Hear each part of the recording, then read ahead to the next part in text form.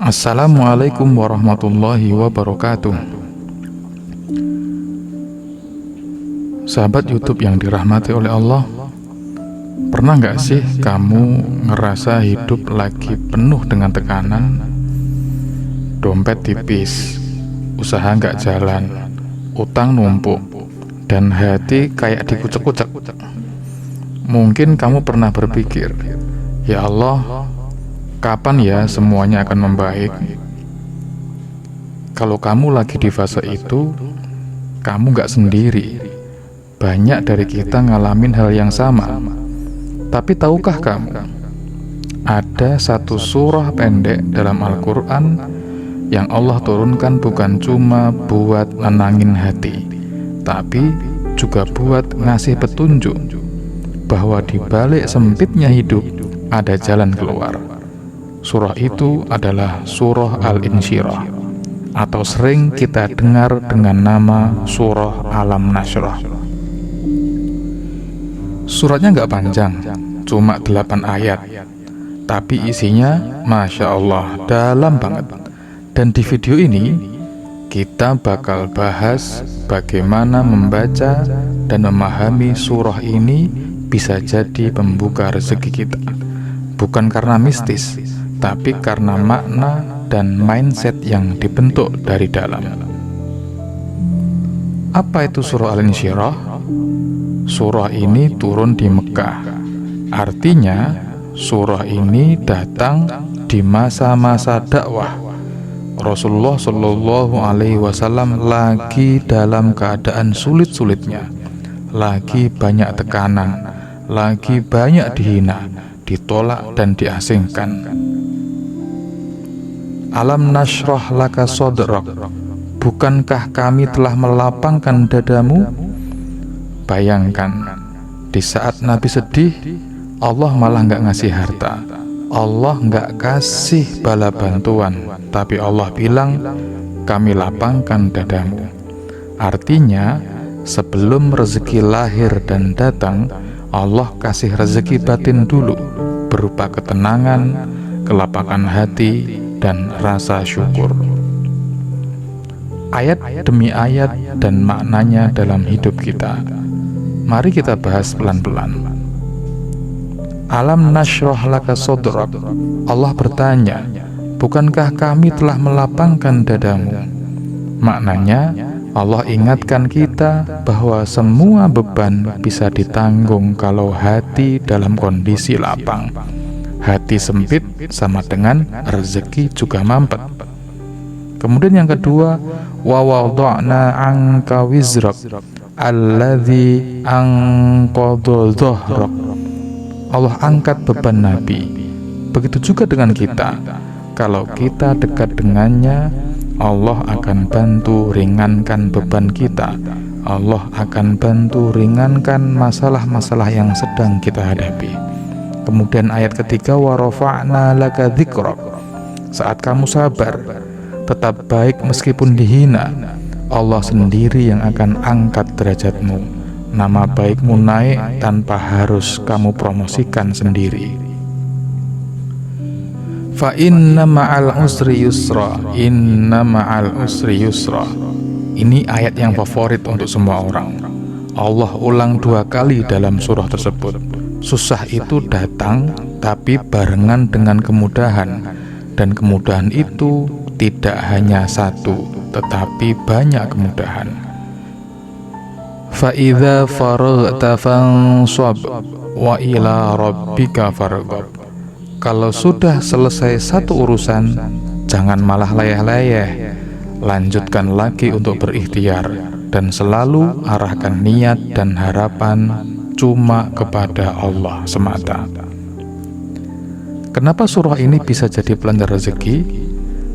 Rezeki itu bukan cuma soal uang, tapi soal energi, soal keberanian, ketenangan, dan keyakinan. Surah ini menyentuh langsung ke pusat energi kita, hati kita. Saat hati lapang, kita lebih mudah menerima atau mendapatkan peluang-peluang yang ada di depan kita. kita nggak gampang iri dengan kondisi orang-orang yang ada di sekitar kita. Kita lebih kuat menghadapi tantangan yang sedang kita hadapi atau tantangan yang sedang kita alami. Dan kita lebih fokus dan kreatif, dan semua itu akan muncul ketika hati kita dalam kondisi lapang. Semua ini efeknya balik ke kelancaran rezeki. Jadi, baca surah Al-Insyirah bukan buat nunggu uang jatuh dari langit, tapi buat menguatkan hati biar tetap waras dan semangat untuk senantiasa berusaha dan berikhtiar. Testimoni dan kisah yang mengamalkan surah Al-Insyirah.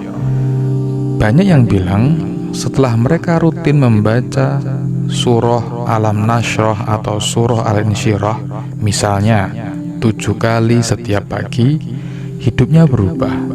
Bukan sulap, tapi mental mereka jadi lebih tangguh. Mental mereka jadi lebih tenang.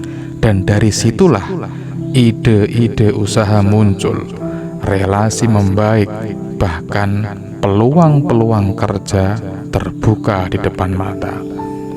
Ada seorang pengemudi ojek online, setiap habis sholat subuh, dia baca surah Al-Insyirah 7 kali.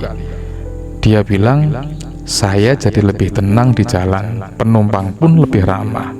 Tips makin sering dikasih oleh penumpang. Allah yang buka rezeki, tapi hati yang lapang jadi jalan pembuka atau pintu gerbang dari rezeki tersebut. Cara mengamalkan surah Al-Insyirah untuk rezeki. Yang pertama, rutin baca setiap pagi. Idealnya setelah sholat subuh 3 kali sampai 7 kali. Yang kedua, baca dengan sadar dan pelan. Hayati maknanya, jangan cuma dikejar cepatnya atau banyaknya, tetapi harus menghayati makna yang terkandung di dalam surah Al-Insyirah. Yang ketiga, gabungkan dengan istighfar atau dengan sholawat. Ini seperti booster rezeki dengan didorong lebih kuat dengan istighfar dan sholawat. Yang keempat, jadikan sebagai doa. Setelah membaca, lanjutkan dengan doa spesifik, misalnya, ya Allah, lapangkanlah dadaku, lancarkanlah rezekiku, beri aku jalan keluar dari kesulitan yang sedang aku hadapi. Kemudian yang kelima, jaga hati tetap lapang, jangan gampang mengeluh, jangan bandingkan diri terus, jangan bandingkan diri ini dengan orang lain. Kita hidup di zaman yang serba cepat. Semua orang ingin rezeki yang instan. Tapi Allah mengajarkan sebelum rezeki itu datang, hati kita dulu yang harus dilapangkan. Kalau kamu hari ini lagi berat, lagi merasa dunia itu sempit, coba buka mushaf, baca surah Al-Insyirah. Bukan hanya dibaca, tapi dirasakan. Hadirkan perasaan bahwa kamu sedang berbicara langsung dengan Allah Subhanahu wa Ta'ala. Dan lihat, perlahan hidupmu akan berubah. Mungkin gak langsung kaya raya, tapi kamu akan merasakan kelapangan, ketenangan, dan keyakinan yang membuat langkahmu jadi lebih ringan.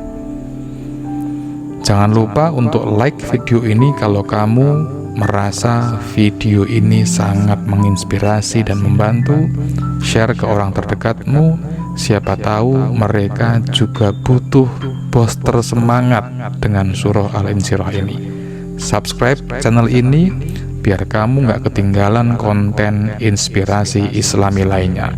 Sampai jumpa di konten berikutnya. Wassalamualaikum warahmatullahi wabarakatuh.